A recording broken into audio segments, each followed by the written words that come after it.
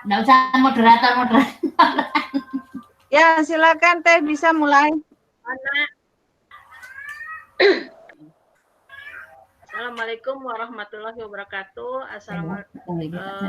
Selamat datang, selamat bertemu lagi bersama saya yang sudah lama nggak bertemu. Bang Ajwar, suaranya nggak adaan. Ini Bana, Bang Fahmi, Mbak Loli semuanya. Hari ini saya akan mempresentasikan mengenai ilmu politik dalam perspektif perkembangan perpustakaan di Indonesia. Kenapa saya berbicara mengenai ilmu politik dan perspektif mengenai perpustakaan, perkembangannya? Karena saya selama ini sedikit mengetahui mengenai perpolitikan, kekuasaan, dan bagaimana cara pengambilan sebuah kebijakan, ya. Dan saya juga dulu pernah ikut sama beserta teman-teman berjuang dalam memperjuangkan undang-undang desa. Jadi tahu bagaimana sebuah usulan dari masyarakat bisa diundangkan. Sekarang hari ini saya ingin membahas mengenai bagaimana pada dasarnya ini mengenai kebijakan anggaran sebenarnya untuk perpustakaan.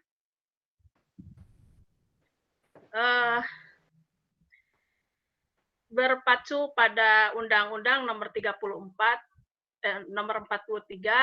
mengenai Perpusnas tahun 2007, ya, mengenai apa itu perpustakaan, khususnya Perpusnas, fungsi, peran, ya, visi misinya dan tujuannya kita sudah sama-sama tahu. Dan sekarang saya akan membahas bagaimana politik mempengaruhi perkembangan perpustakaan. Ya. Bagaimana politik bisa mempengaruhi perkembangan perpustakaan. Diawali oleh pengertian politik, ya. Untuk bahasa atau pengertian secara sederhana, politik itu adalah cara seni bagaimana untuk meraih kekuasaan. Untuk meraih kekuasaan kita harus masuk ke dalam lingkaran politik, ya. Jadi kalau kita ingin mendapatkan kekuasaan, kita harus atau mendapatkan pengaruh, ya, atau bisa mempengaruhi orang, bisa mempengaruhi sebuah kebijakan, maka kita harus masuk ke dalam lingkaran kekuasaan itu sendiri. Di mana itu akan berada? Di sana ada dalam lingkungan politik, ya. Nah, di sini disebutkan menurut Ramlan Subekti, ya, politik suatu proses interaksi dalam tataran pemerintahan maupun masyarakat untuk menentukan sebuah kebaikan atau kebijakan, ya, untuk kepentingan bersama bagi masyarakat yang tinggal dalam suatu wilayah tertentu. Ya, ini ada Robert F. Sholto, politik merupakan suatu ilmu yang mempelajari tentang negara. Tujuan negara tersebut berikut lembaga negara yang akan melaksanakan tujuan yang telah ditetapkan. Ini politik, ya. Jadi untuk bisa, ya, mempengaruhi, sekali lagi untuk bisa mempengaruhi, mengambil keputusan, mendapatkan apa yang kita inginkan, khususnya ini perpustakaan, ya. Perpustakaan yang kita ketahui sangat berpengaruh dengan politik, baik di perpustakaan daerah, perpustakaan nasional, perpustakaan perguruan tinggi, ya. Dan kebanyakan perpustakaan ini seolah dianaktirikan. Orang tidak mengerti apa tujuan dan fungsinya. Ya, dalam jenjang jabatannya pun, ya, yang memegang kepala perpustakaan yang seharusnya seorang pustakawan atau orang yang sangat mengerti dengan perpustakaan, maka para pemangku kebijakan biasanya menempatkan orang, ya, bukan the right man and the right place lagi, tetapi adalah teman sejawat, teman seperjuangan, dan teman di mana mereka ikut serta, ya, ikut serta dalam konsep pemikiran bagaimana si pemimpin itu masuk ke dalam atau menang dalam sebuah lomba kekuasaan. Nah, akhirnya the right man and the right place untuk seorang pustakawan, mereka hanya menjadi bawahan saja, ya. Tetapi yang menjadi ketua atau menjadi mengepalai ke perpustakaan kebanyakan mereka bukan seorang pustakawan, dan banyak itu terjadi di berbagai instansi, ya, di perpustakaan baik pemerintah, swasta, ya, universitas, sekolah, dan bagaimanapun juga perpustakaan sebenarnya mempunyai peranan yang penting, ya, tetapi karena pustakawan sendiri mereka hanya berpikirnya untuk fokus untuk pekerjaannya, tidak mempunyai keinginan, ya, tidak mempunyai willingness untuk mendirikan sebuah perpustakaan itu menjadi bagus, tidak bisa berkelompok, ya, sehingga bisa mempengaruhi orang yang akan kita dudukan menjadi ketua, sehingga yang menjadi kepala perpustakaan itu adalah orang yang benar-benar kita inginkan, bukan orang yang dekat dengan para pemangku kebijakan. Nah, ini politik, ya. Jadi stabilitas politik, ya, stabilitas politik mempengaruhi, ya, mempengaruhi keberadaan seorang pustakawan, ya, atau seorang kepala manajer untuk ditempatkan siapa yang berhak. Ya. Jadi kita sebagai pustakawan harus memiliki seni. Seni untuk bisa merayu, seni untuk bisa mempengaruhi, dan seni untuk berkomunikasi. Bagaimana? Nah, seni itu bagaimana kita supaya bisa terangkul, ya. Ya, kita harus mempunyai keahlian berpolitik. Keahlian berpolitik artinya bahwa kita harus bisa berkelompok. Hidup kita harus berkelompok, menyatukan pemikiran, ya, menyatukan pendapat, dan sebenarnya apa yang pernah saya lakukan juga, ya, saya pernah menjadi ketua, menjadi salah satu pengurus di PPT Jawa Barat, ya. Jadi saya pernah melihat bagaimana pergerakan organisasi pustakawan, organisasi perpustakaan, mereka bergerak, ya, mereka bergerak hanya untuk mengembangkan, ya, perpustakaan daerahnya itu sendiri, tidak mempengaruhi atau tidak berpikir bagaimana nih supaya pustakawan ini kita mampu mendudukan seseorang untuk bisa, ya, orang yang mempunyai kemampuan dalam berpolitik untuk anggaran, ini segi anggarannya ditempatkan pada tempat yang seharusnya kita inginkan. Nah, kita harus punya pustakawan yang berkeahlian dalam berpolitik supaya bisa menekan atau menentukan atau mempengaruhi kebijakan supaya bisa berpengaruh dan mempengaruhi dalam stabilitas politik, karena stabilitas politik yang kita ciptakan akan menentukan langkah kerja kita ke depan. Ini kebijakan politik. Kebijakan politik adalah suatu keputusan baik berupa dalam sistem yang berhubungan dengan keputusan-keputusan pemerintah yang berpengaruh terhadap kehidupan masyarakat, ya. Sistem politiknya apa? Itu institusi pemerintah, badan legislatif, ya, dan masyarakat. bagaimana kebijakan pemerintah ini bisa tercipta atau bisa digulirkan ya. Yang pertama ada institusi pemerintah. Institusi pemerintah ini bisa melakukan sebuah usulan ya. Badan legislatif juga, semua adalah karena dorongan dari masyarakat. Masyarakat yang mana? Masyarakat yang berkelompok, yang mempunyai kekuatan ya, kekuatan yang besar secara politik. Ada EPPTI, ada banyak organisasi perpustakaan, tetapi mereka tidak bisa menyatukan dirinya. Sehingga mereka bergerak satu persatu. Nah, ini badan legislatif dan masyarakat. Masyarakat kita sebagai pustakawan harus mampu mendorong badan legislatif dan pemerintah supaya membuat sebuah undang-undang ya, untuk memperkuat bagaimana di sisi anggaran ini, di sisi anggaran untuk perpustakaan supaya lebih diperhatikan. Apa saja yang diperhatikan? Contohnya, perpustakaan sekarang di masa globalisasi informasi ini, ya, perpustakaan kebanyakan mereka adalah perpustakaan manual, konservatif, ya. Perpustakaan yang tidak menggunakan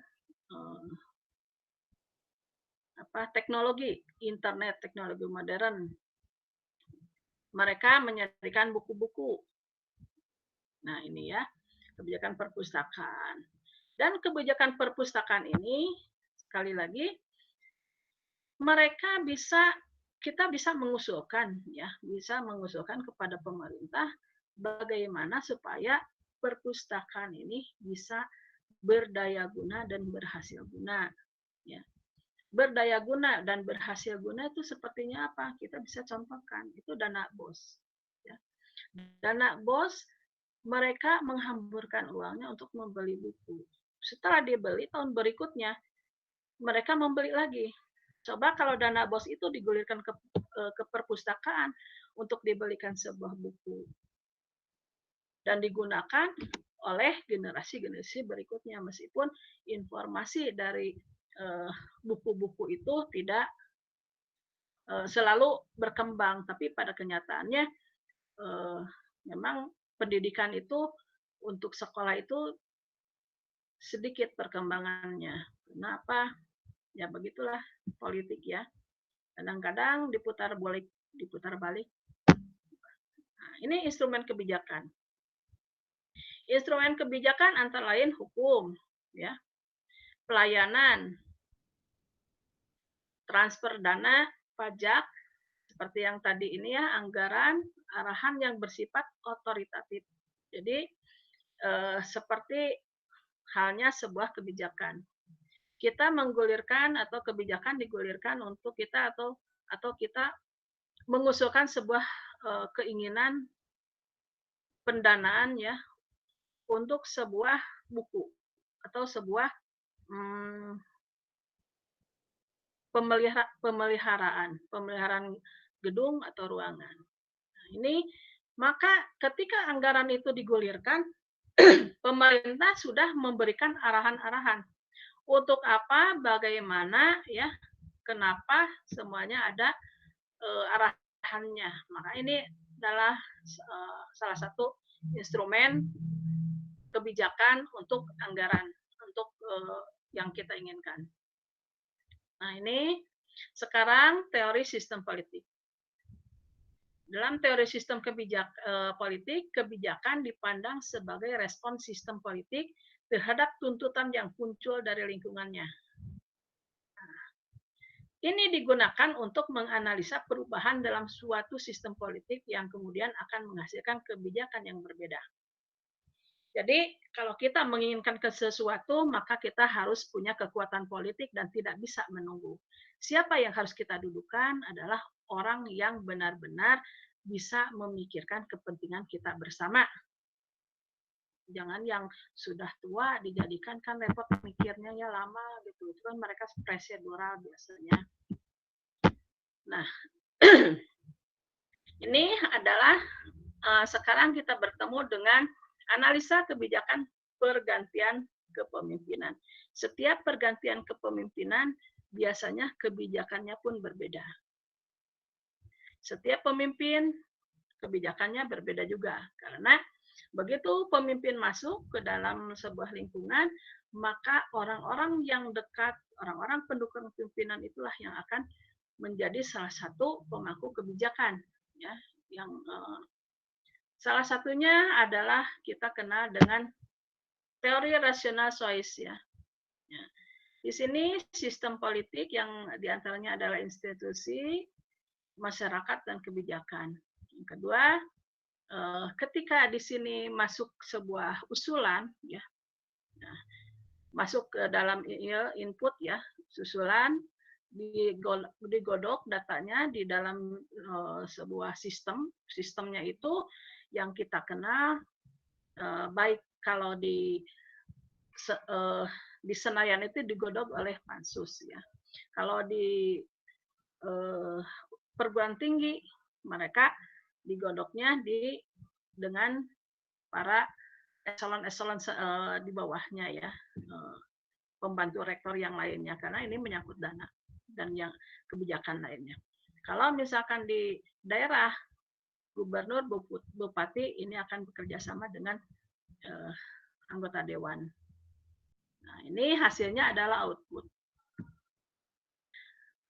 Output ketika data diolah menghasilkan output yang biasanya kita yang keluar itu tidak semuanya sesuai dengan keinginan masyarakat, tapi sudah mengakomodir keinginan itu pun sudah kita bersyukur, ya. Biasanya ini outputnya itu sifatnya politis, ya. Politis yang akan menguntungkan pemerintah atau penguasa, baik pemerintah, presiden, supaya bisa dipilih lagi tahun depannya, maka kita harus punya kekuatan politik. Kita dorong supaya mereka bisa menempatkan salah satu dari kita menjadi stafnya atau apanya, gitu, ya. Nah, akhirnya output keluar, timbul feedback, ya, koreksi dari masyarakat, setuju tidaknya. Nah, feedback ini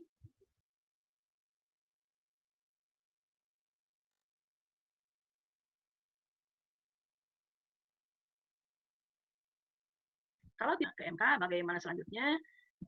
Yang kedua, teori kelompok, ya, group teori. Nah, dalam teori kelompok ini ditetapkan di negara, biasanya ditetapkan di negara liberal, ya, kapital atau kelompok yang mendukung calon presiden. Tapi di Indonesia pun seperti begitu, ya. Indonesia tuh dalam ininya katanya demokrasi, tapi dilihat dari konsep teori kelompok ini, ya, konsep kepemimpinan kebijakan ini. Kebijakan, kalau teori kelompok itu katanya kebijakan atau produk perjuangan kelompok, ya.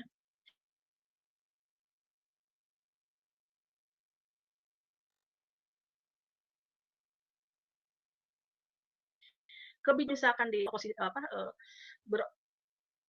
berkoalisi, ya, berkoalisi. Kalau misalkan di daerah juga sama, yang siapa yang pengusul, mereka lah yang berhak gitu, yang bisa menentukan kebijakan, ya.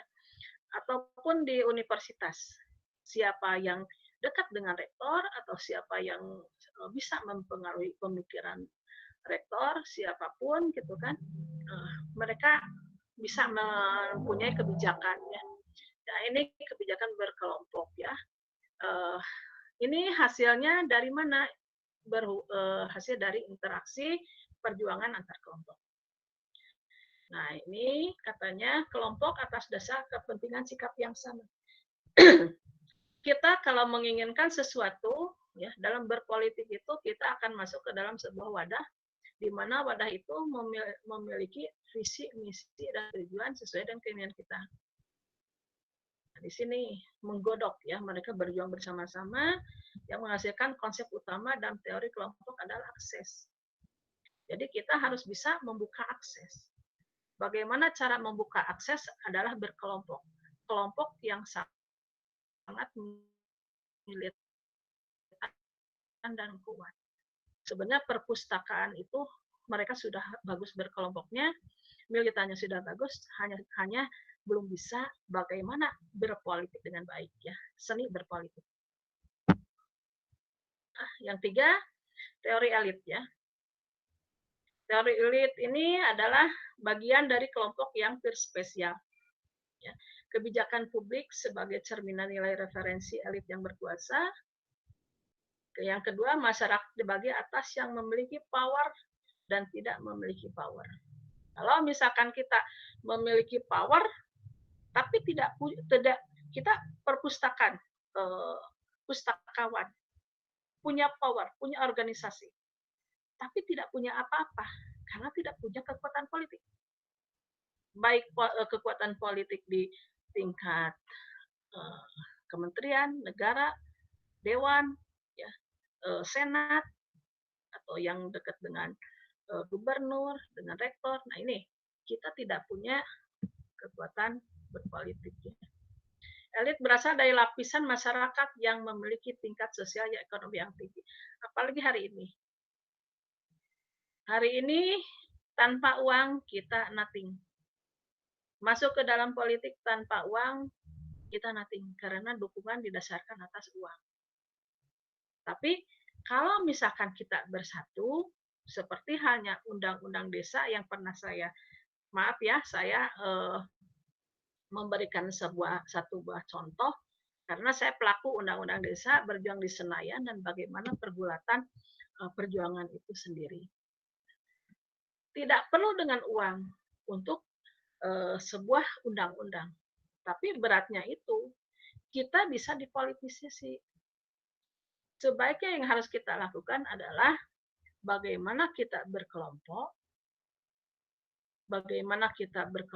mengelompokkan diri, membuat sebuah tujuan, menempatkan seseorang yang bisa menyampaikan keinginan pustakawan. Ini ya. Yang keempat, ya, elit memiliki konsensus terhadap nilai-nilai dari sistem sosial pelestarian sistem. Ya. Yang kelima, perubahan dalam kebijakan politik bersifat intermental, ya, biasa ya, karena berada dalam sebuah kelompok, ya. Jadi eksternal itu hanya sebagai penggembira saja. Bagaimana kita berteriak, kebijakannya ada di dalam lingkungan internya saja. Yang keenam, elit mempengaruhi lebih banyak massa daripada massa mempengaruhi elit. Apa? Kenapa elit dikatakan bisa mempengaruhi massa dan massa bisa mempengaruhi elit? Karena di sini adalah uang bicara. Yang keempat adalah institusional, jadi kebijakan publik ditentukan oleh otoritatif. Nah, ini biasanya ada di dalam sebuah struktur pegawai negeri sipil, ya, atau swasta dengan manajemen yang bagus. Yang kedua, sistem pada pemaparan aspek formal dan legal dan institusi pemerintah. Yang kelima adalah teori pilihan. Antara lain adalah kebijakan politik sebagai keputusan dari aktor politik yang bertindak rasional untuk kepuasan mereka. Tetap saja politik itu harus berkelompok untuk memuaskan kelompok itu sendiri, karena kelompok itu begitu berjuang, mereka memiliki atau membawa gerbong keinginan. Kalau kita masuk di dalamnya, di dalam gerbong itu, maka keinginan kita pun akan masuk dalam sebuah sistem, ya. Kita masuk ke dalam sebuah sistem dan masuk juga akan kita perhatikan, akan kita kontrol keinginan kita. Yang kedua, aktor politik dipandu oleh kepentingan pribadi dalam memilih rangkaian tindakan untuk kemanfaatan terbaik untuk dirinya. Kenapa dikatakan kepentingan pribadi? Karena mereka masuk ke dalam lingkungan politik tidak serta-merta saja kepentingan masyarakat. Karena di sini yang elit mempengaruhi masyarakat, masyarakat tidak mempengaruhi elit, dan yang punya uang bisa menjadi seseorang yang kepentingannya. Self interest birokrasi mengarahkan mereka untuk memaksimalkan budget. Nah, di sini tetap di budget ya, dan instansinya, karena budget yang besar adalah merupakan sumber power, prestise, pers, dan high salary. Tetap saja kalau kita ingin menjadi politikus yang instan, kita harus banyak duit. Politikus yang kuat harus kita banyak duit. Tetapi kalau kita menginginkan sebuah kebijakan untuk pustakawan atau untuk perpustakaan, maka kita sebaiknya mulai berpolitik, ya. Tergantung siapa yang mau diusung, kita harus mulai menempatkan orang-orang supaya perpustakaan kita itu kaya dengan yang bukunya jangan yang itu lagi, ya. Atau kita bisa si pustakawan itu karena ada dana bos, usulkan ke daerah atau ke pemerintah, ini dana bos jangan beli terus dong, buku jadi sampah, coba kita beli buku siswa dari perpustakaan sekolahnya masing-masing. Nah, itu kan bisa, dan supaya bisa digunakan oleh adik kelasnya yang akan datang, dan yang akan datang kita bisa membeli buku baru atau peralatan baru. Itu kita harus bisa mengusulkan berbagai pemikiran. Ini perpustakaan ya. Ini kita ke undang-undang ya. Undang-Undang Nomor 43 tahun 2007 ya. Dikatakan bahwa perpustakaan adalah institusi pengelolaan koleksi karya tulis, karya cetak, dan atau karya rekam secara profesional dengan sistem yang baku guna memenuhi kebutuhan pemeliharaan, penelitian, pelestarian informasi, dan rekreasi para pustaka.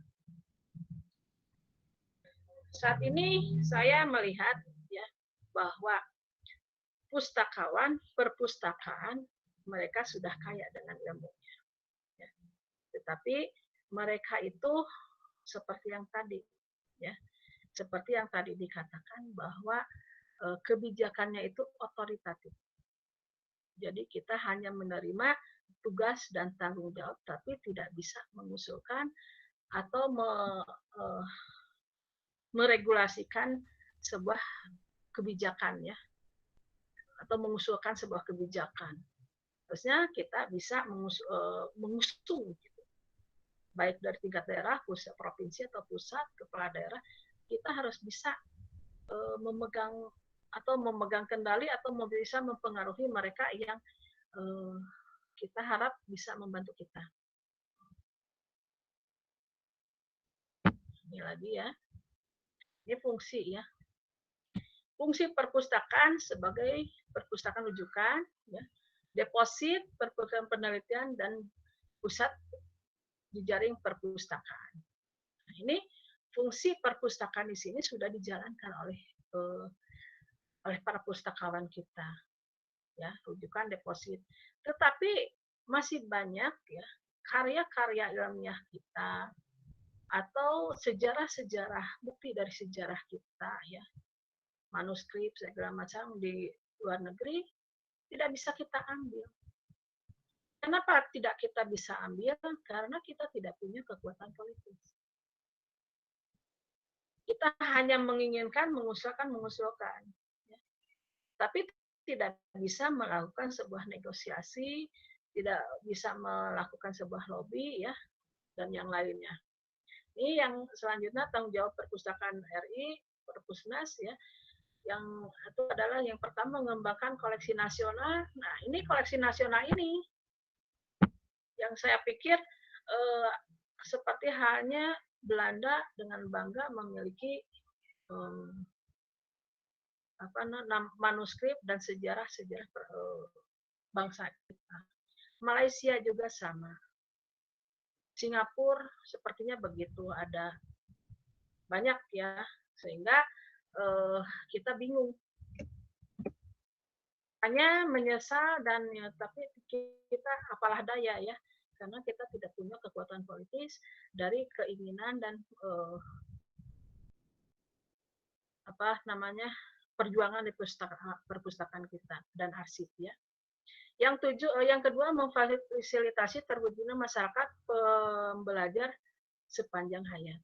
Jadi kita pustakawan kita sudah dengan berbagai daya dan upaya ya berjejaring sampai dari dalam negeri sampai ke luar negeri ya. Yang ketiga melestarikan hasil budaya bangsa. Kalau kita bisa memegang atau bisa mempengaruhi pimpinan kita ya, yang namanya hasil budaya bangsa itu tidak akan lepas, tidak akan hilang, karena kita bisa mengusulkan ya keinginan-keinginan kita untuk bisa lebih memperhatikan ya. Visi Perpusnas ada ini ya, ada kebijakan pengembangan koleksi ya. Kebijakan pengembangan koleksi adalah alat manajemen ya. Manajemen tool yang strategis dan penting menjadi pedoman dalam melakukan seleksi bahan perpustakaan, pengadaan dan evaluasi koleksi perpustakaan nasional secara komprehensif. Selain itu, juga menjadi acuan kerjasama pengembangan koleksi dengan perpustakaan lain. Diharapkan secara teratur dilakukan penyesuaian dengan kebijakan pemerintah, perkembangan ilmu pengetahuan dan teknologi skala prioritas. Ini maksud dan tujuan ya udah ya.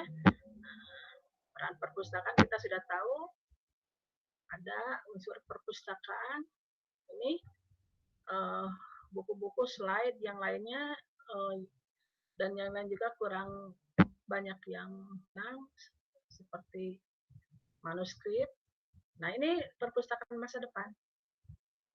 Perpustakaan masa depan menjadi tempat yang didatangi masyarakat untuk melakukan interaksi sosial. Antara lain adalah untuk diskusi, workshop, pertemuan komunitas, pengembangan kreativitas, dan lain-lainnya. Ini lebih mengutamakan ruangan yang nyaman, memfasilitasi berbagai kegiatan masyarakat.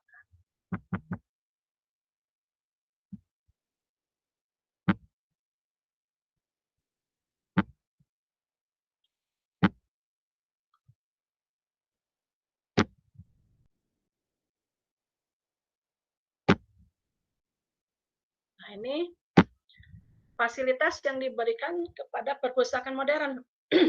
Jadi kita di negeri kita ya, khususnya sampai di perguruan tinggi, kita sudah dilengkapi dengan wifi, komputer, kafe, taman terbuka, ruangan game, ruangan musik, ruangan fitness, tempat shopping, dan yang lainnya. Tapi untuk SMA ke bawah belum, kecuali di SMA-SMA yang bagus fasilitasnya. Nah, ini cara mempertahankan dan mengembangkan eksistensi perpustakaan. Yang pertama, berjejaring. Kita sudah ya. Fusi perpustakaan sudah. Ya, jadi perpustakaan sejenis mereka bekerja sama ya, melakukan kerjasama untuk saling pinjam meminjam atau saling mengunjungi perpustakaannya. Ini di FPPT Jawa Barat kemarin sudah digulirkan, sudah ya, antara perpustakaan ITB dengan perpustakaan Unpas atau Unisba ya. Yang ketiga, buku cetak dan elektronik. Nah, ini kita sudah ada di Indonesia seluruhnya ya. Perpustakaan nasional konvensional, hibrida, digital, dan bookless library.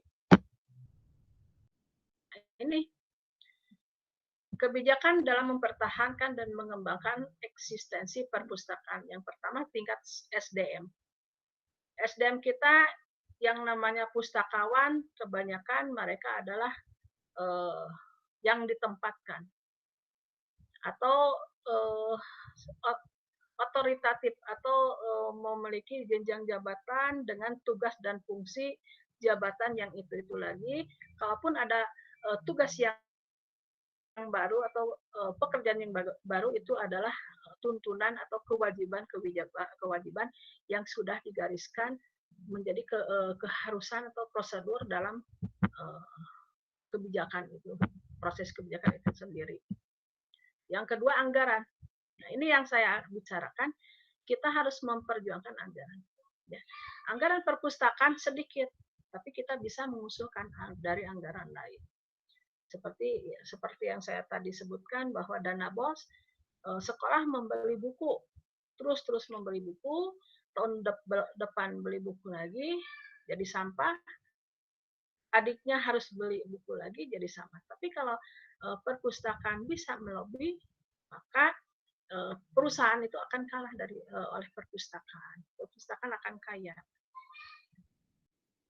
Yang ketiga adalah budaya korupsi atau yang kita sebut KKN. Salah satu dari KKN itu yang pertama adalah bukan lagi the right man and the right place, tapi berdasarkan kedekatan dengan pimpinan.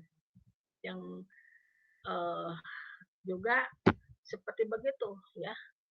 Kenapa ditempatkan dengan pimpinan? Ketika pimpinan itu ingin mengambil salah satu jatah anggaran, karena yang ditempatkannya itu adalah orang terdekatnya, maka mereka bisa kerjasama dan budaya korupsi itu sudah saling menutupi, ya, dan jadi sistemik. Yang keempat, kebijakan politik yang perlu kita perjuangkan. Harapannya itu adalah keinginan pemerintah, ya, willingness, ya, dorongan masyarakat, ya, kita sebagai seorang pustakawan. Yang ketiga adalah harapan anggaran itu besar, anggaran pendidikan, ya. Yang keempat, hubungan kerjasama antar perpustakaan, baik di dalam maupun dari luar negeri. Nah, ini contohnya, ya, kebijakan pemerintah melalui Undang-Undang Perpustakaan, ya, nomor 43 tahun 2007. Yang kedua, World of Wales, ya, ini yang antara lain adalah Singapura International Foundation, di mana mereka memberikan bantuan, ya, untuk bisa mendirikan sebaran perpustakaan sampai masyarakat atau desa-desa terpencil. Ini dengan siapa? Kerjasamanya bisa dengan perpustakaan daerah, arsip dan daerah, bisa oleh organisasi masyarakat yang bergerak di bidang pendidikan atau perpustakaan. Kita sebagai pustakawan jangan kalah dengan kemampuan mereka untuk merekrut atau masuk ke dalam jaringan mereka. Yang ketiga adalah FPPT. Ya, FPPT, bagaimana pergerakannya FPPT? Saya sudah pernah jadi pengurus di dalamnya, FPPT Jawa Barat, dan saya melihat mereka melakukan regulasi bagaimana pelatihan pendidikan seorang perpustakaan supaya lebih punya greget, gitu, ya. Bagaimana supaya masyarakat senang, betah, gitu kan, datang, itu sudah ada, sudah kita selalu kita lakukan, berkeliling dari perpustakaan se-Jawa Barat, ya. Dan selanjutnya kesimpulannya adalah eksistensi perkembangan perpustakaan ditentukan oleh kebijakan pemerintah dalam mengatasi laju pertumbuhan kualitas pendidikan anak bangsa. Kebijakan yang diambil dalam mewujudkan keinginan untuk meningkatkan kualitas pengguna dan kualitas derajat pendidikan anak bangsa ditentukan oleh seberapa banyak seorang anak negeri menguasai ilmu pengetahuan dan perpustakaan. Sebagai penyedia ilmu pengetahuan harus mampu melayani kepentingan masyarakat sesuai dengan perkembangan waktu dan teknologi untuk mengejar berbagai ketinggalan pengetahuan dan ilmu dari berbagai bidang. Pengetahuan yang selalu bertransformasi sesuai perkembangan zaman, dan untuk bisa mengejar ketertinggalan maka diperlukan kemampuan dan dalam pendekatan politik untuk turut serta dan mengusulkan dalam kebijakan anggaran supaya perpustakaan tetap kaya dengan koleksi bisa dinikmati dan dikunjungi oleh masyarakat oleh masyarakat banyak dengan berbagai macam bentuk model dan gaya perpustakaan yang ditampilkan. Sekian saya presentasikan. Terima kasih. Assalamualaikum warahmatullahi wabarakatuh. Waalaikumsalam warahmatullahi wabarakatuh. Terima kasih pada Teman Deris. Luar biasa ya penambahan yang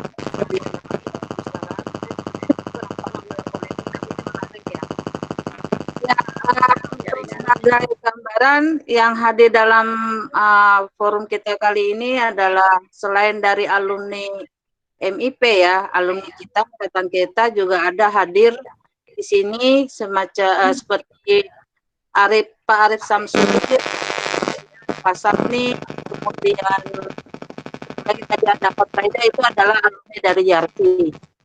Dan terima kasih pada kawan-kawan yang hadir kali ini di MIP, teman-teman MIP, Pak Joko, Pak Yuni dan silakan untuk mungkin kepada monggo. Saya Mbak. Ya, silakan Pak Joko. Terima kasih. Assalamualaikum warahmatullahi wabarakatuh. Selamat kenal kembali Teh Lilis. Kalau lupa ya, karena sudah lama tidak bersua ya. Ya, saya Joko dari Jogja. Alhamdulillah itu. Mbak Loli sering saya gombalin, makanya langsung senyum itu. Ini Teh Lilis, menarik sekali apa yang disampaikan Teh Lilis, karena memang pustakawan itu saya mengakui, memang kalau saya sendiri politik, apa, misalnya jabatan saya yang saya pegang itu memang sama sekali saya bukan tim sukses, bukan apa-apa, tapi diamanai saja, tapi saya terima saja. Ada 3 poin yang perlu saya tanyakan Teh Lilis. Itu kalau menurut saya sih, kaitannya tadi Teh Lilis menyampaikan manuskrip kita gimana? Putus-putus ya? Gimana? Gimana suara? Oh iya. Suaranya Sekarang jelas. Oke, sekarang jelas. Monggo Pak Joko. Mohon maaf. Saya cuma pakai handphone ini karena laptop saya dipakai anak saya untuk kuliah online. Jadi bapaknya kalah. Syukur-syukur kalau Dokter Loli mau membantu ini, membantu laptop. Yang pertama Teh Lilis, kaitannya tadi Teh Lilis kan menyampaikan bahwa banyak manuskrip kita itu berada di luar negeri. Itu sangat menarik karena kalau menurut saya itu perlu turut campur pemerintah mendapatkan itu. Karena apa? Seperti perpustakaan sendiri tanpa dukungan pemerintah tidak akan ada power kekuatan. Meskipun tadi Teh Lilis menyampaikan bahwa kita itu punya kelompok ya, kita itu punya power tapi tidak ada politik. Karena Teh Lilis menyampaikan bahwa politik itu sepertinya berkaitan dengan keuangan. Makanya kalau perpustakaan itu kan organisasi non-profit. Nah, sepertinya untuk terjun ke politik saya kira juga kurang bisa ya, karena memang perpustakaan organisasi tentu saja itu mungkin teknis nanti bisa memberikan solusi bagaimana untuk perpustakaan itu bisa terjun ke politik. Mungkin itu kaitannya dengan peran pemerintah atau dengan peran Perpusnas Republik Indonesia. Yang kedua, tadi Teh Lilis menyampaikan bahwa yang pengadaan buku itu akhirnya nanti jadi sampah. Itu tolong dijelaskan karena tadi saya agak maaf suaranya gimana sekarang? Bagus. Yang tadi yang Teh Lilis menyampaikan bahwa Ya, nanti siap. membeli buku jadi sampah. Nah, itu tolong dijelaskan maksudnya bagaimana, karena saya sendiri tadi agak bingung, karena Teh Lilis menyampaikan membeli buku kok jadi sampah. Karena apa? Perpustakaan itu membeli buku atau mengadakan buku itu selalu dengan alat bantunya seleksi. Alat bantu seleksi dari para pemustaka, misalnya usulan-usulan dosen, usulan mahasiswa, dan sebagainya, agar apa? Agar buku yang kita adakan itu relevan dengan kebutuhan pemakai. Nah, tadi saya itu menyampaikan jadi apa itu maksudnya apa. Yang ketiga, itu tadi saya sampaikan bahwa apabila politik itu dikaitkan dengan money power, ya, kekuatan keuangan, sepertinya perpustakaan tidak akan mampu, karena perpustakaan adalah organisasi yang sebenarnya itu 3 poin yang saya tanyakan. Jadi terima kasih. Assalamualaikum warahmatullahi wabarakatuh.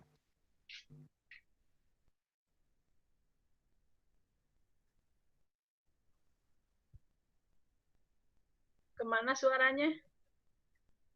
Halo?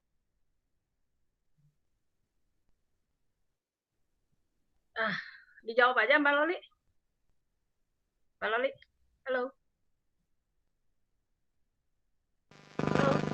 Jawab aja itu Mbak Loli, kayaknya sepertinya seperti saya itu dapat. Yang kedua adalah Teh Lilis mengatakan bahwa buku jadi sampah. Sementara mengumpulkan buku pustakawan melalui buku-buku yang usulan-usulan. disediakan perpustakaan itu merupakan seleksi. Ya, monggo Teh Lilis. Oke, jawab aja. Jawab aja Mbak. Oke. Yang pertama apa Mbak Loli? Pertama apa Mbak Loli? Lupa saya tadi. Peran perpustakaan terhadap politik. Satu sisi perpustakaan adalah non-profit. Ya. Jadi kita harus, ini langsung aja tiga-tiganya ya dijawab ya. Ya. Kita harus memiliki kekuatan politik, bukan berarti kita masuk menjadi seorang politikus. Ya. Saya pernah tadi menjelaskan ketika saya memperjuangkan undang-undang desa dengan para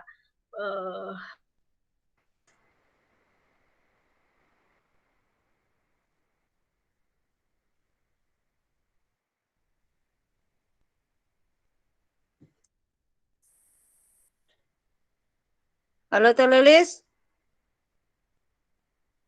Teh Lilis. Kayaknya sinyal. Ya. Halo? Halo? Halo. Nah. Ya, baru nyambung. Ya. Jadi bagaimana ya supaya keinginan kita terakomodir.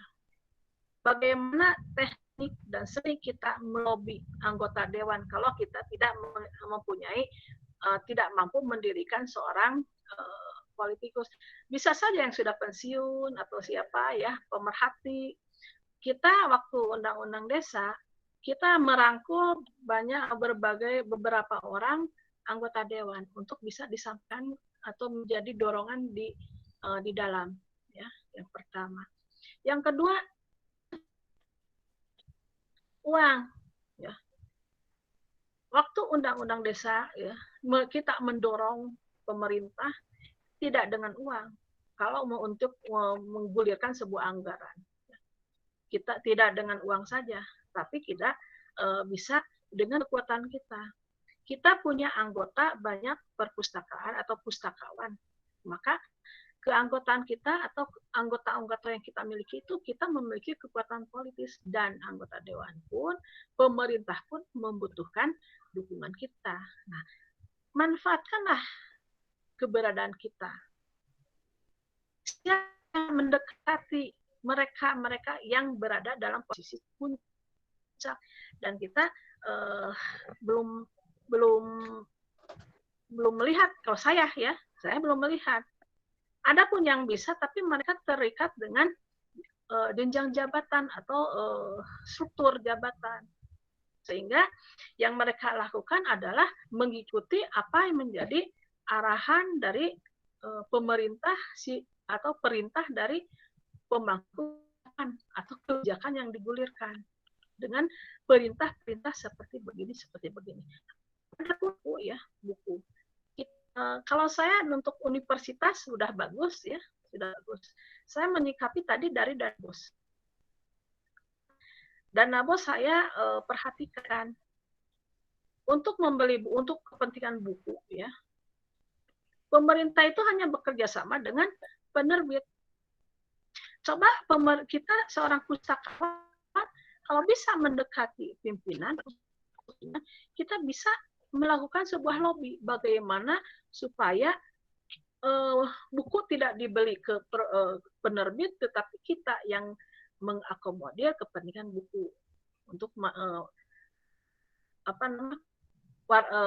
siswa, untuk para siswa. Dan selanjutnya, ya, dan buku itu tiap tahun, kalau kayak anak saya ya, tahun ini beli buku, tahun besoknya adiknya masuk lagi, bukunya sudah berubah. Dan tidak boleh dipakai lagi buku itu karena sudah coret-coret, PR di sana, segala macam di sana. Nah, daripada itu jadi sampah, lebih baik kita pustakawan yang bisa memutuskan bagaimana jangan sampai kita kalah oleh para penerbit. Sebenarnya uang itu bukan apa-apa, karena yang kita miliki itu sudah punya kekuatan politis, yaitu organisasi. Organisasi pustakawan itu banyak. Ketika pustakawan berbicara, ini berhubungan dengan pendidikan. Seperti hanya begini, pustakawan ini saya menduga ya, secara politis pustakawan ini tidak dikasih politis. Itu ya. Kalau dikasih kedudukan politis, mereka akan berontak. Kenapa? Ini keuntungan buat mereka dari para penerbit. Itu kan lumayan kan ya. Kita cuman berpraduga, ini cuman candaan saja. Tapi memang itulah.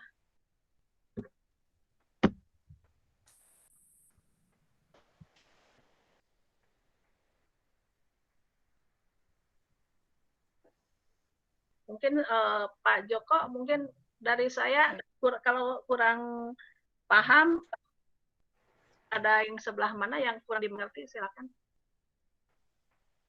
Cukup paham tapi terputus-putus. Iya. Ini HP-nya sudah ditaruh di luar. HP-nya udah ditaruh di luar supaya lancar. Tapi alhamdulillah Teh Lilis yang penting masih ingat saya ya. Teh Lilis masih ingat saya kan? Oh ya, alhamdulillah sudah cukup Mbak Loli. Teh Lilis sudah ingat, saya sudah cukup.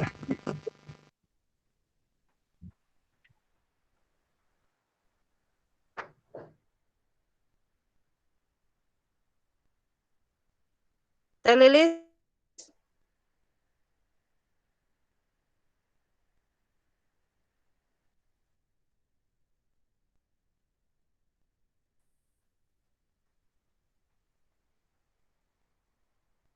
Ini kayaknya gangguan ya.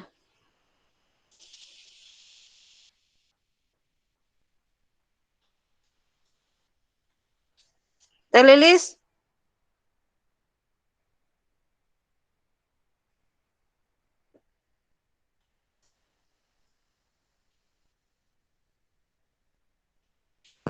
Kayaknya gangguan sinyal ini, Mbak.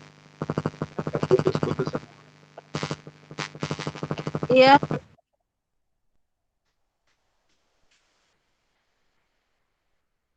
Teh Lilis?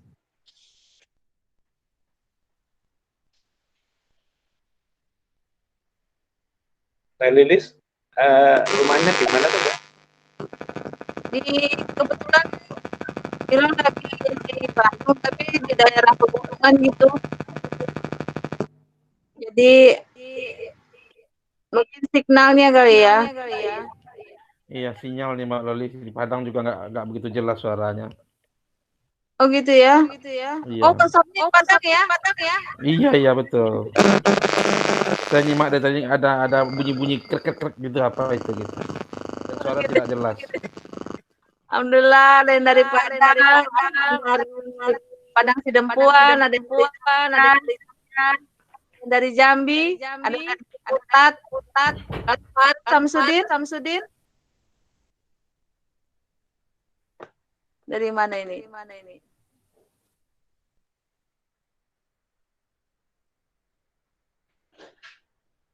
Alhamdulillah bentar lagi hadir. Nah, Telilis. Telilis mute-nya dimatikan. Dimatikan apa diapain ya? Diklik. Telilis. Nah.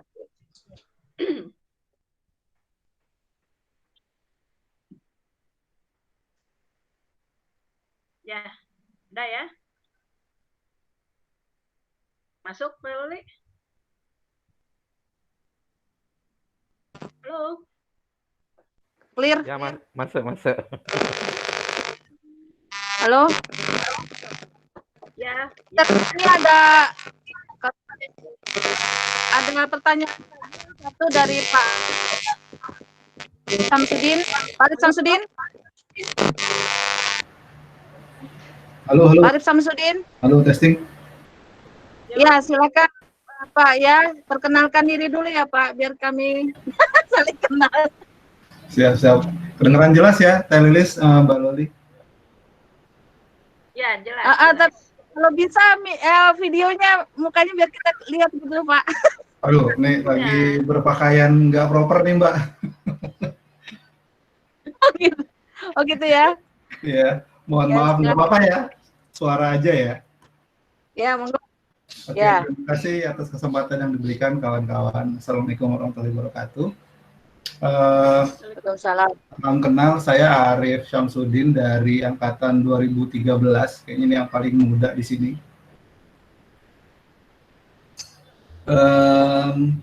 Ini menarik sih Mbak Telilis terkait pustakawan dan politik gitu ya. Apalagi dikaitkan dengan organisasi profesi gitu yang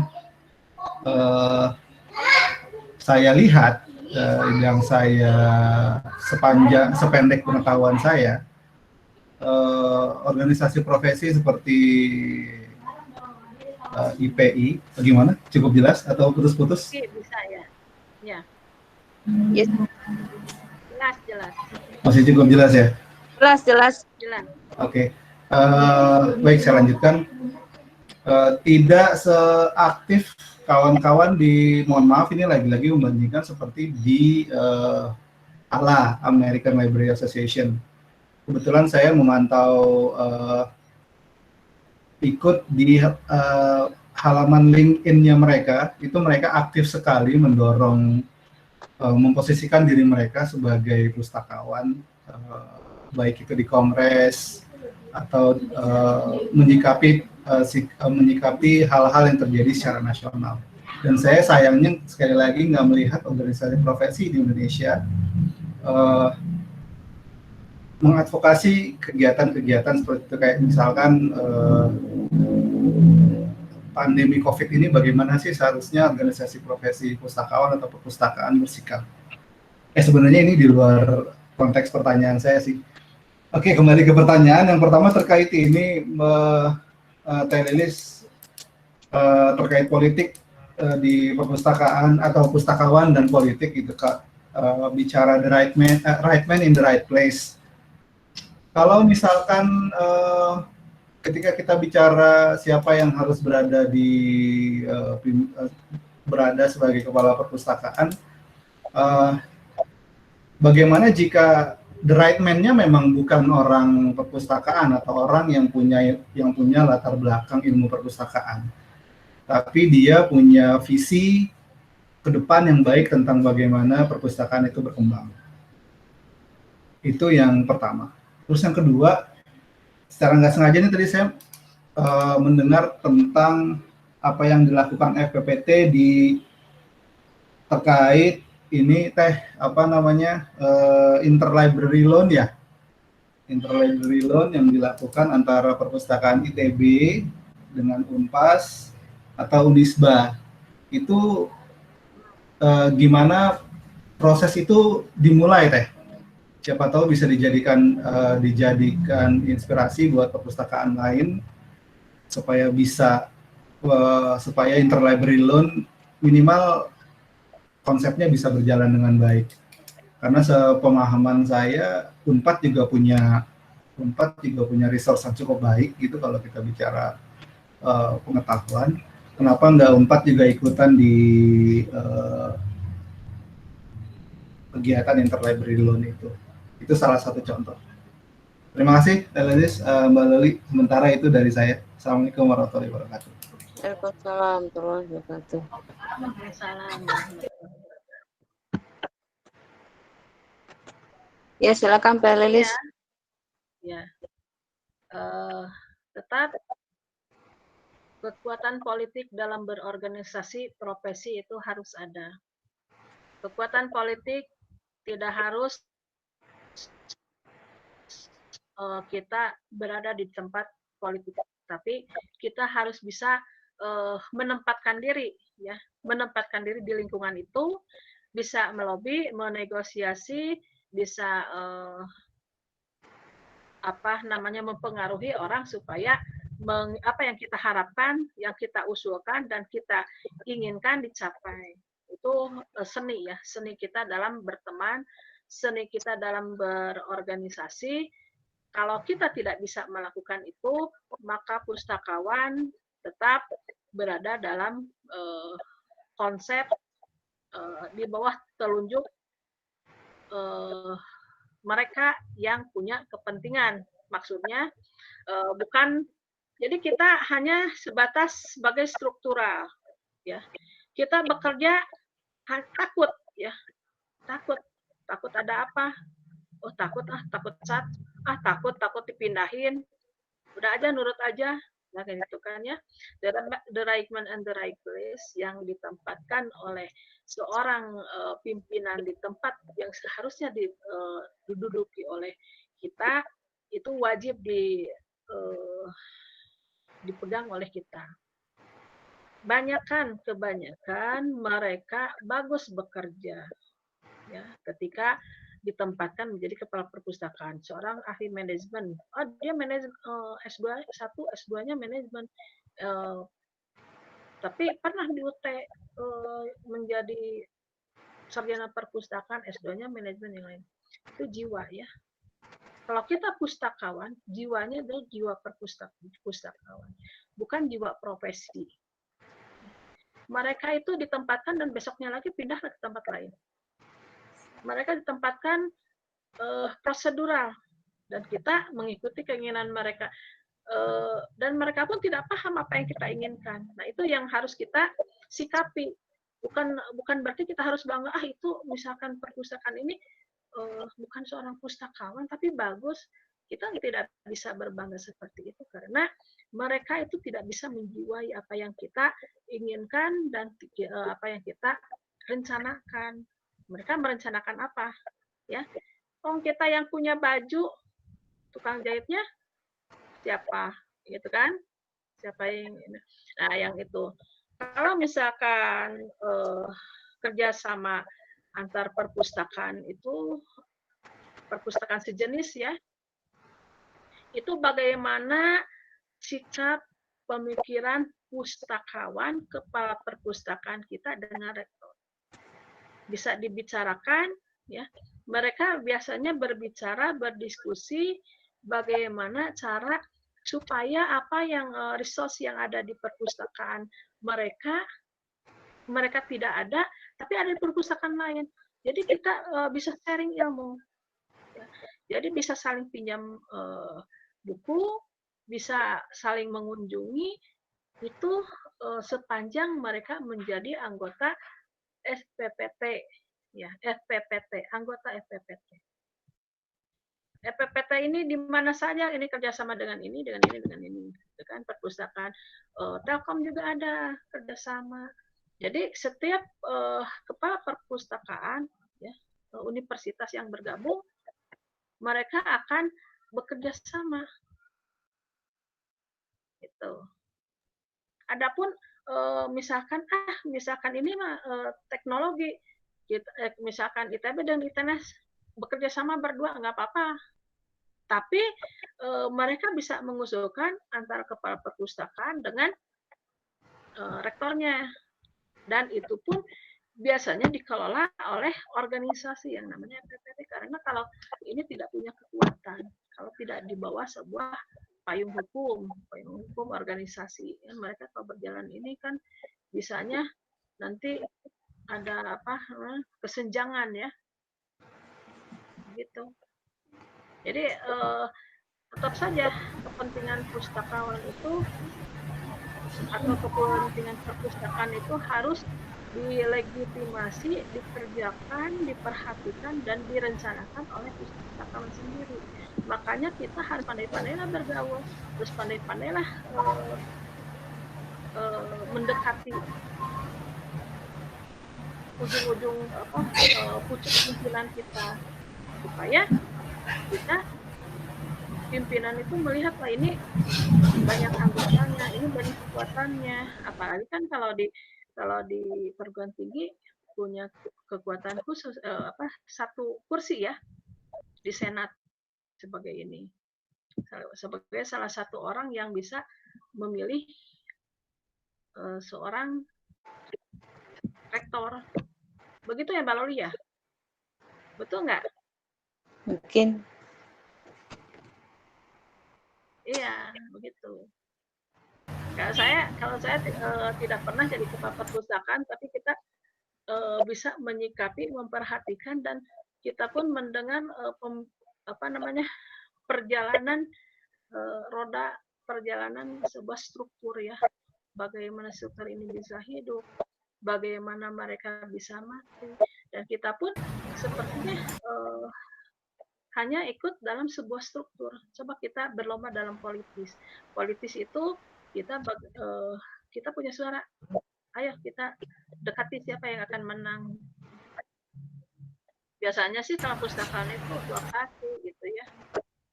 Kalau seorang politik itu, kalau berpolitik itu tidak bisa kita mendukung A, ngotot di A, nggak bisa. Kalau si B menang, kita pun harus berada di dalamnya.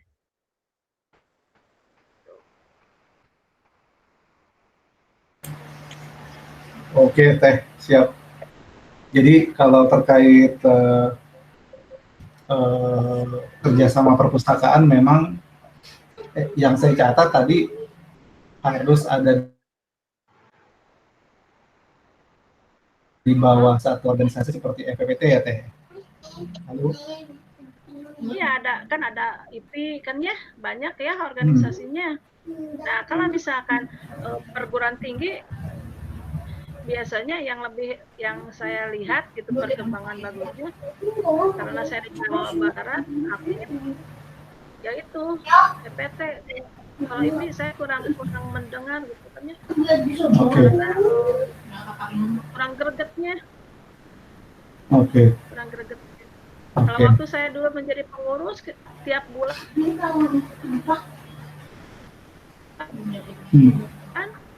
tiap bulan kita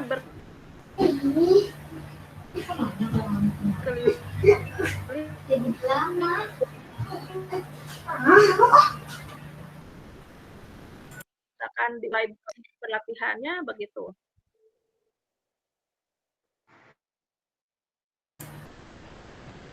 Oke, Teh Lilis, terima kasih banyak. Mbak Loli, terima kasih banyak. Ya, sama-sama. Maaf ya kalau penjelasannya kurang berkenan atau.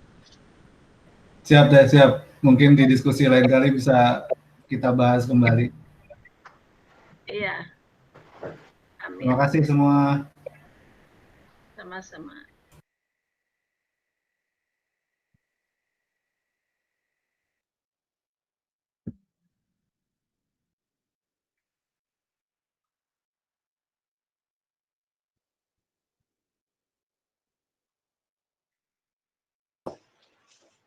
Ya, terima kasih kepada Pak Arif. Mungkin ada lagi yang mau bertanya, mumpung ada Teh Lilis di sini.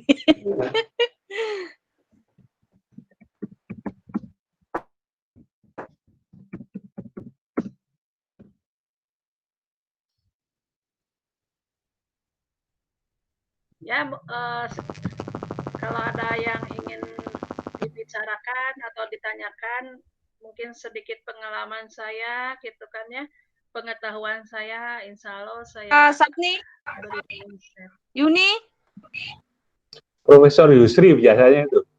iya. Profesor Yusri, Profesor Yusri Fahmi. Mbak Lilik,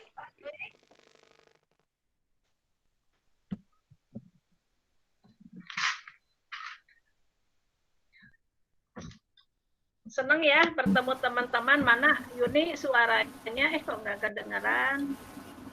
Mbak Lili. Ini baru nyanyi itu. Nyanyi lagu Putus Nyambung. oh, Makanya HP saya ditaruh di luar supaya nggak putus nyambung. Disembunyikan. Bang, Pak,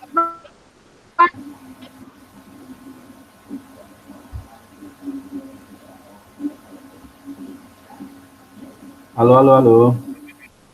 Ya, Yusri, Mbak Halo, Yusri. Lili. Ya, ya Mbak Yusri. ya, Mbak Bang Yusri. Yusri. Kenalan lagi dah. Iya. Salam kenal dulu nih untuk Pak Joko. Salam kenal kembali Pak Joko. Pak Joko. Lalu Mbak Teh Lilis. Salam kenal Pak Arif. Nah, Baik, apa lagi banyak ya? dong. Banyak nih Mbak Loli. Selamat ya. Ya, makasih. Pokoknya. Wajahnya Bang Yusri. Hmm? Wajahnya. Apa? Iya, wajah sekarang. Apa? Wajah sekarangnya nggak ada. Udah lama Pak Joko ya. Mananya gantengnya kelihatan.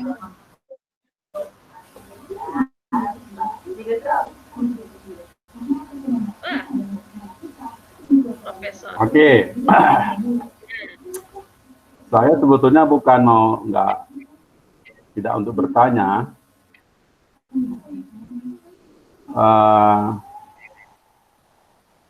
Ini tadi tempat disinggung mengenai apa ya?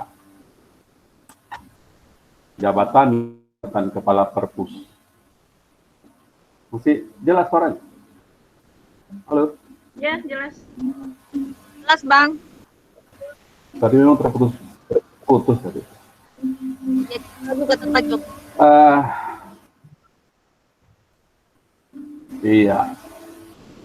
Sebetulnya apa yang disampaikan Mbak Teh Lilis tadi itu sebetulnya sudah pada tataran apa namanya ya? Pada tataran regulasi, tataran teori, memang idealnya seperti itu ya.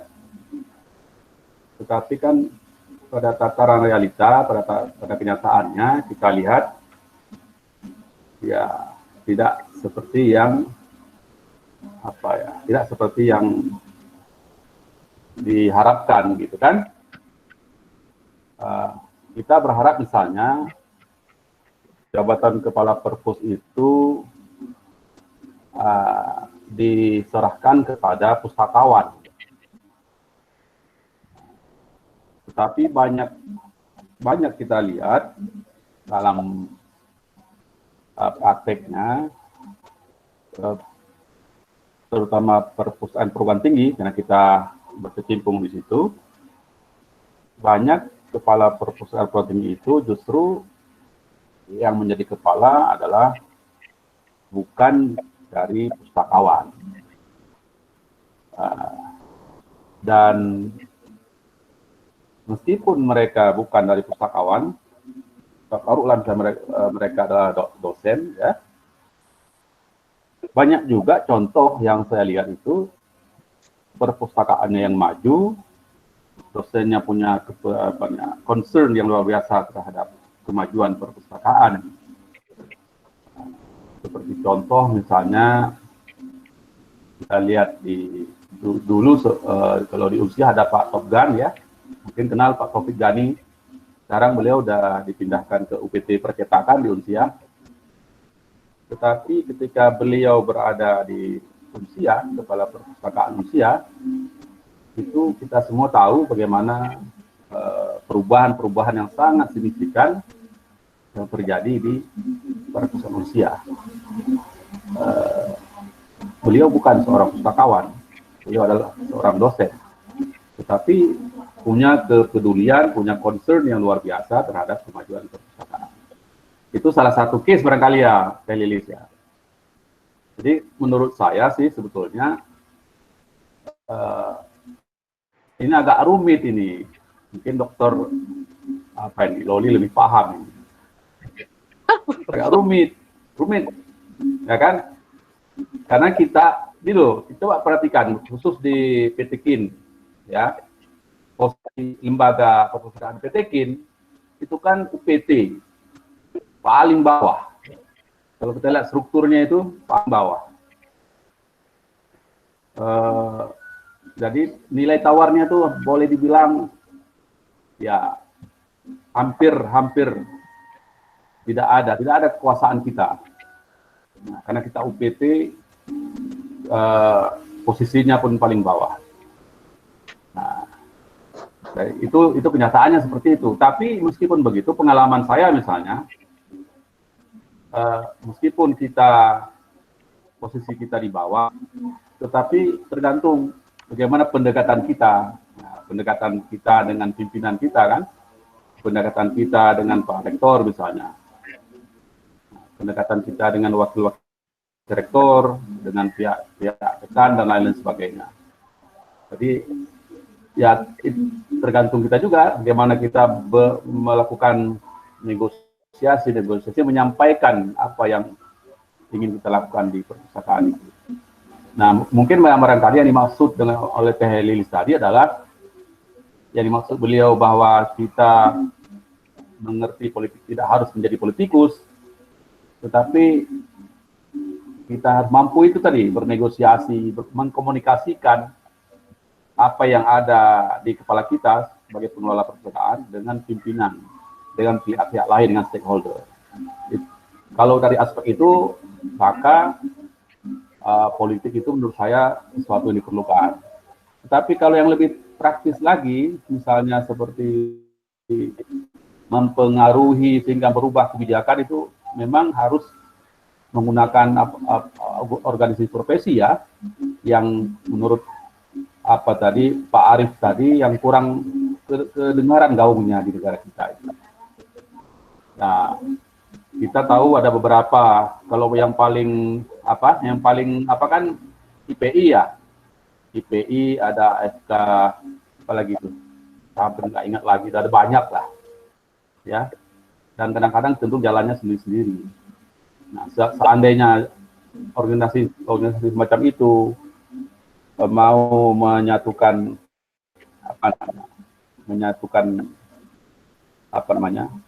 suaranya gitu kan, untuk menyampaikan ke pemerintah akan lebih berarti. Jadi kita itu nggak bisa main sendiri-sendiri, harus berjamaah. Nah, di sini pentingnya organisasi itu harus berjamaah kan. Cuma sayangnya sampai hari ini belum kelihatan gaungnya itu belum, dalam tanda kutip, belum mampu menggetarkan aras, kira-kira seperti itulah. Nah, iya kira-kira seperti itu. Ya. Itu pandangan saya yang Teh Lilis ya, artinya lebih kepada kemampuan negosiasi kita, kemampuan kita berkomunikasi kan gitu kan, menyampaikan apa yang kita inginkan terhadap perpustakaan ini kepada pimpinan kita. Saya sendiri misalnya, pengalaman saya sendiri ya, saya nggak mungkin di tempat saya tidak banyak pustakawan kami itu sangat terbatas. Yang S2 cuma saya sendiri. Tetapi kalau kita lihat contohnya di perguruan tinggi lain, itu rektor bisa saja mengangkat kepala perpusnya itu dari dosen kan. Tapi alhamdulillah di tempat saya sampai hari ini masih dipercaya menjadi ketua kepala perpus dari tahun 2000 berapa ini? 2004. Sempat off sebentar waktu ketemu dengan Mbak Loli kuliah itu. Ya, 2009 berhenti karena kuliah dengan Mbak Loli ya, kita kuliah di UI itu. Lalu 2011 selesai, pulang sebentar dari angkat lagi. Nah sebetulnya tergantung, it depends on us kan, tergantung dengan kita bagaimana pendekatan memahamkan pimpinan kita. Itu sih yang saya rasakan, meskipun ini tidak bisa diberlakukan secara general di tempat lain. Karena kalau saya begini, kawan-kawan ya, saya memang idealnya yang mimpin kepala perpus itu adalah pustakawan atau orang yang ya atau kalau boleh kita ini dosennya ya dosen ilmu perpustakaan kira-kira kayak gitu ya. Nah, tapi memang yang paling pas memang pustakawan. Cuma kadang-kadang faktanya ada juga kita lihat itu seperti saya bilang di awal tadi, ada juga dosen atau tenaga non dia bukan perpustakaan tapi punya prestasi, punya apa namanya kepedulian yang tinggi terhadap memajukan perpustakaan itu gitu. Nah, kalau itu yang kita lihat ya bagaimana kan? Nah, karena perpustakaan maju gitu. Ini menurut saya. Jadi kalau saya sih melihatnya yang penting perpustakaan bisa maju ya. Kenapa tidak? Tapi kalau di situ ada pustakawannya ya pustakawannya lah. Cuma kadang-kadang begini, seringkali pustakawan itu tidak bisa menunjukkan kinerjanya gitu. Ini memperparah keadaan. Ya, mungkin ada yang nggak sepakat dengan saya sampaikan, tapi itu harus kita akui. Banyak pustakawan yang belum mampu menunjukkan kepada apa ini kan pada pihak pimpinan akan kualitas dirinya gitu. Jadi, kalau saya pribadi selalu saya bilang sama teman-teman saya di perpus itu, udahlah kita tunjukkan karya kita dulu, kita tunjukkan kita bisa berbuat apa. Artinya jangan dulu menuntut gitu kan, jangan dulu menuntut perpustakaan kita harus banyak dikunjungi, harus didatangi mahasiswa, tapi kita nggak ngapa-ngapain. Jadi saya selalu mengatakan begitu. Jadi kita dulu berbuat, tunjukkan apa yang kita bisa lakukan sehingga pihak lain bisa melihat. Seperti itu. Ya. Ini sharing aja ya, kawan-kawan ya, Mbak Loli ya, Teh Lilis. Yang jelas materi yang disampaikan tadi sangat bagus sekali ini, bagus sekali. Cuman kami yang di UBIK ini ya, tentu akan berbeda, akan berbeda yang kami rasakan dengan teman-teman di tempat lain yang sudah jauh lebih maju. Saya rasa demikianlah. Terima kasih kawan-kawan setelah sharing malam ini luar biasa. Assalamualaikum warahmatullahi wabarakatuh. Boleh saya tambahin? Ya. Waalaikumsalam warahmatullahi wabarakatuh. Buras, Prof. Yusuf. Joko. Silakan. Ya, begini Pak. Kita ini harus punya keinginan, harus punya cita-cita, Pak ya. Jadi seperti saya bisa saja waktu keluar S1 itu jadi kepala perpus. Dan saya tidak mengerti apa itu perpus bagaimana. Saya tolak. Saya di universitas. Waktu saya pertama kali masuk menginjakan kaki di universitas. Ditawari itu, kepala perpus itu ditawari oleh orang yang punya kebijakan. Bantu di sini, pegang perpustakaan, saya tidak mengerti. Nah itulah ya, yang menjadi kepala perpus itu biasanya orang-orang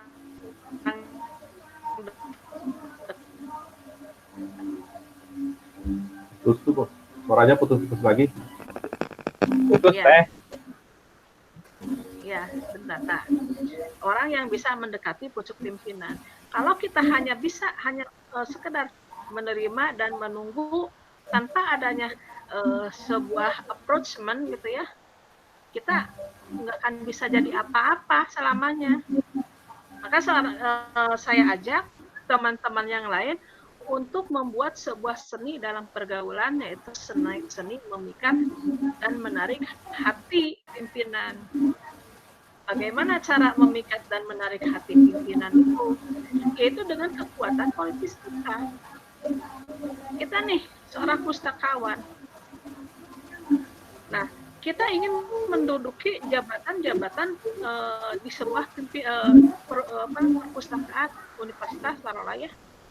Apa yang perlu kita lakukan? Hanya menyumbangkan, memberikan sebuah ide, sebuah gagasan yang kurang dimengerti, dan kita pola pemikiran pimpinan kita atau orang yang kita ajak bicara, dan mereka pun akan sepakat, kamu uruslah perpustakaan, atau kamulah yang jadi perpustakaan, kepala perpus. Nah, jadi seni untuk bisa ngelobi, seni untuk bisa mendekati orang, gitu kan, seni untuk tidak menerima kita apa adanya. Makanya kalau kita ingin berada di tingkat yang lebih tinggi, maka kita dekati, pengaruhi pemikiran mereka, berikan sumbangsi ide. Gitu. Jadi kalau kita hanya menunggu, kapan sih? Kan itu mereka itu berjejer di belakang yang ingin jabatan. Adapun misalkan yang bukan dari profesi pustakawan, mereka bekerja bagus. Ya bagus karena mereka itu terikat dengan profesionalisme kerja. Yang penting kerja bagus. Kalau kerja bagus, mereka akan terus dipakai oleh pimpinan kita, pimpinan dia.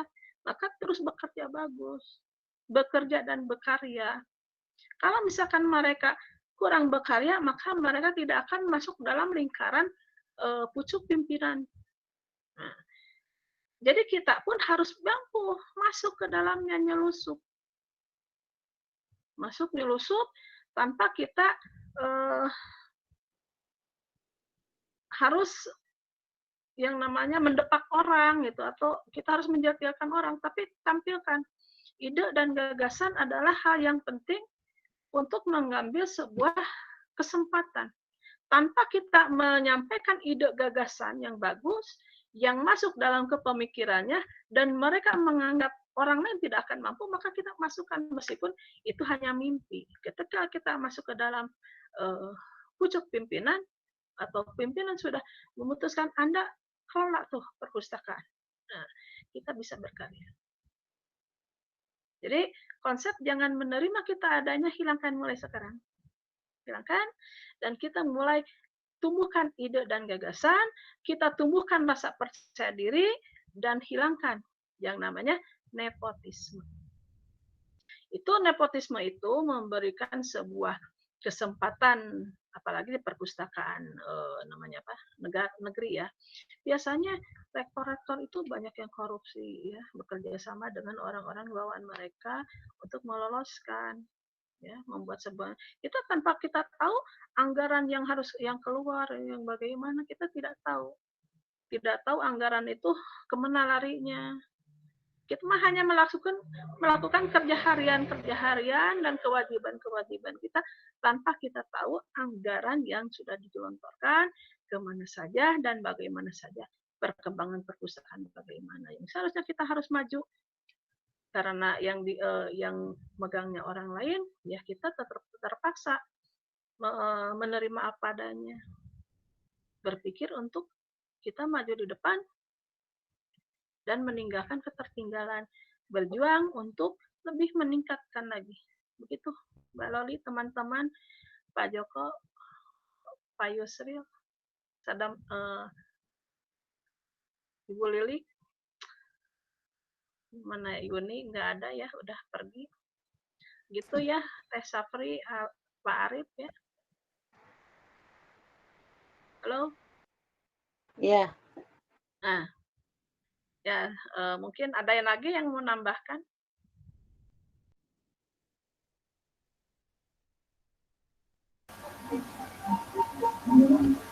Enggak, Teh, sepakat, setuju.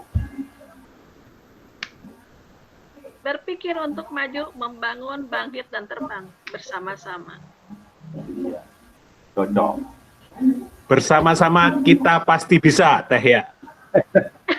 Cocok sekali. Bersama pasti kita bisa.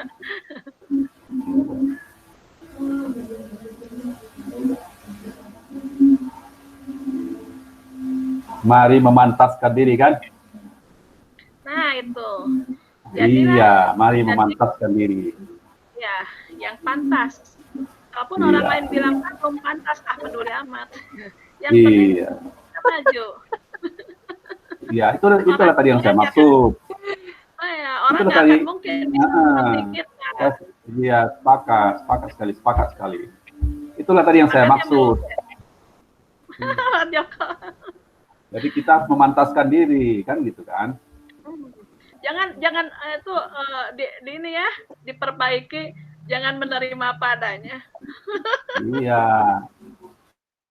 Hilangkan perasaan itu. Apa? Hilangkan konsep TNI AD. Tahu TNI AD kan? Ah, iya. TNI AD. Apa tuh? TNI AD. Apa tuh? Tanya Mas Joko tuh. TNI AD terima nasib ini apa adanya. Oh, terima Iya. TNI ada terima nasib apa adanya. Itu bagus juga ya. Profesor Yusri bisa aja ya.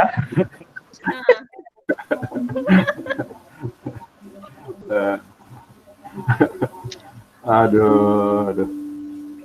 Mantap. Ya, teman-teman. Tadi saya tegang nih, ngobrol sama teman-teman tegang.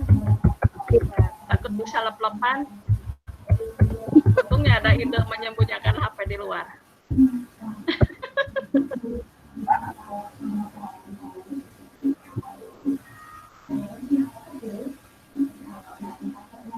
Ini saya baru pertama gabung di sini, kok sepi ya? Sama Pak Yusri ya. Kalau Mbak Pak Loli Loli. yang ngasih tugas ke saya tuh bingung Hah? gimana ini. Mendingan tidur aja. Mbak Loli itu yang membangun rekan tidur saya. Tapi bagus juga Mbak Loli. Saya sangat apresiasi dengan teman-teman, ide-ide Mbak Loli dan rekan-rekan yang lain. Akhirnya kita bisa berjumpa, bisa bertukar Iya kan, pikiran. saling sharing. Apalagi kan Iya. Saya kalau tidak ini ya, kalau tidak sharing hari ini kayaknya sedang tidur. Istirahat dulu. Pokoknya bisa saling menyapa dan Ya, silaturahmi Itu, iya. Akhirnya ya terlaksana juga. Ya. antar teman. Senang kalau satu waktu kita apa namanya?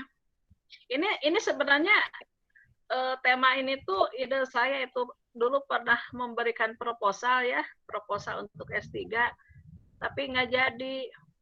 Udah milih ininya, promotornya udah dipilih, tapi akhirnya saya mundur lagi.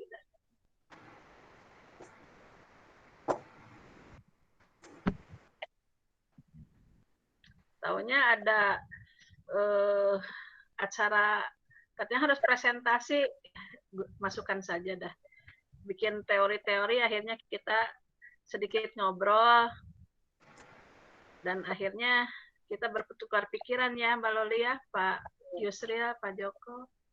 Bu Lilik gak ada suaranya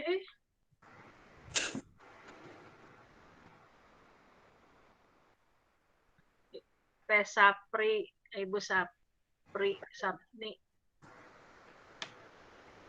ya gimana Teh? Ini udah waktu menunjukkan jam 9. Ya, silakan dilanjut. Ya. Teman-teman mohon dibuka dulu videonya. Dibuka apanya, Loli? Sudah Pak Sapni, Pak Sapni, Awas. Pak Lilik. Pak Joko, Pak Sudah, Joko, saya apa Pak Joko? di kamar agak gelap. Ya,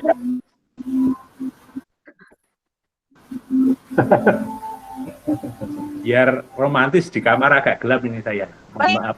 terima kasih kepada Teh Lilis yang telah berikan ya kepada kita semua. Kalau kata bahasanya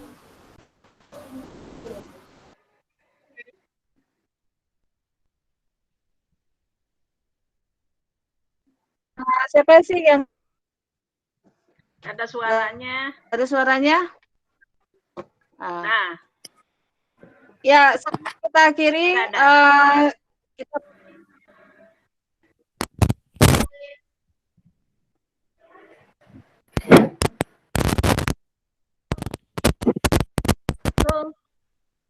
bersama dulu. Cheese, sama-sama 3.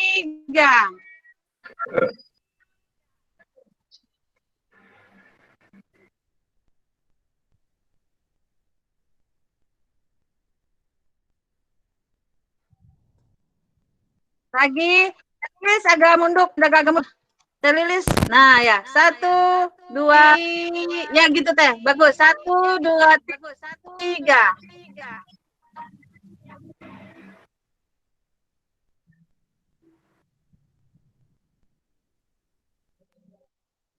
Yes. Sebelum kita semua, mungkin ada yang doa ya. Saya minta kepada Profesor Yusri untuk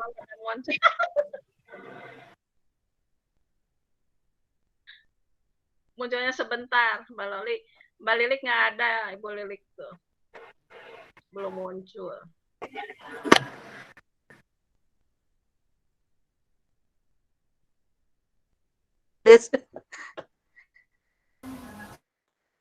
Suaranya putus-putus. Bang Yusri. Iya, Bang Yusri. Apa itu? Nggak dengar tadi, nggak dengar. Halo? Nggak jelas suaranya tadi, putus-putus.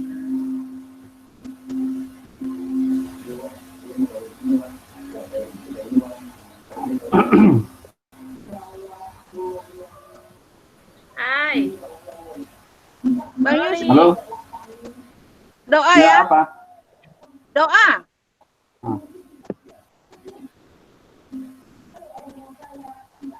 Nggak dengar. Berdoa. Bang Yusri Berdoa berdoa. Oh. Ayo. Astaghfirullahaladzim alladzi la ilaha illa huwal hayyul qayyum wa atubu ilaih. Astaghfirullahaladzim alladzi la ilaha illa huwal hayyul qayyum wa atubu ilaih. Astaghfirullahaladzim alladzi la ilaha illa huwal hayyul. Bismillahirrahmanirrahim. Alhamdulillahirabbil alamin. سبحانه ويكافئ المزيد حمدا يا ربنا لك الحمد كما ينبغي لجلال وجهك الكريم وعظيم سلطانك اللهم صل وسلم وبارك على سيدنا محمد وعلى آله وصحبه أجمعين اللهم صل وسلم وبارك على سيدنا محمد وعلى آله وصحبه أجمعين اللهم اجعل جمعنا هذا جمعا مرحوما وتفرقنا من بعده تفرقا معصوما اللهم طول عمرنا وصحح أجسادنا ونور قلوبنا وثبت إيماننا وأحسن أعمالنا ووسع رزاقنا وإلى الخير قريبنا وعن الشر أبعدنا وقضي حوائجنا في الدين والدنيا والآخرة إنك على كل شيء قدير ربنا ظلمنا أنفسنا وإن لم تغفر لنا وترحمنا لنكونن من الخاسرين ربنا لا تزغ قلوبنا بعد إذ هديتنا وهب لنا من لدنك رحمة إنك أنت الوهاب اللهم اغفر لنا ذنوبنا ولوالدينا وارحمهم كما ربونا صغارا ولجميع المؤمنين والمؤمنات والمسلمين والمسلمات الأحياء منهم والأموات برحمتك يا أرحم الراحمين ربنا آتنا في الدنيا حسنة حسنة وقنا عذاب النار بفضلك سبحان ربك رب العزة عما يصفون والسلام على المرسلين والحمد لله رب العالمين.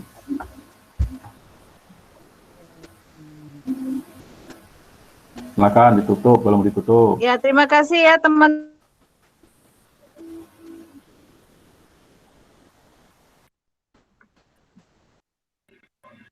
Suaranya lep-lep-lep. Teman semua Ya, terima Insya kasih Allah nanti teman-teman semua. dimulai lagi nanti dan ya terima kasih. Terima kasih Teh Lilis pencerahannya.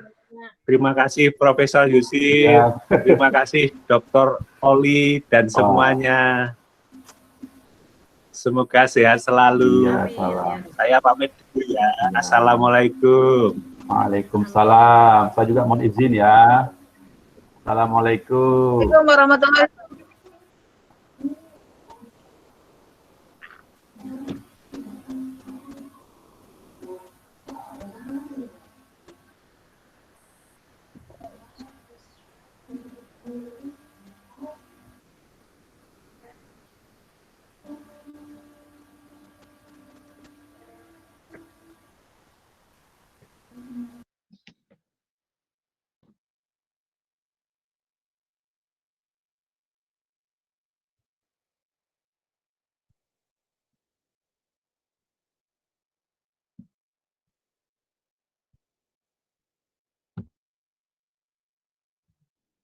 Halo.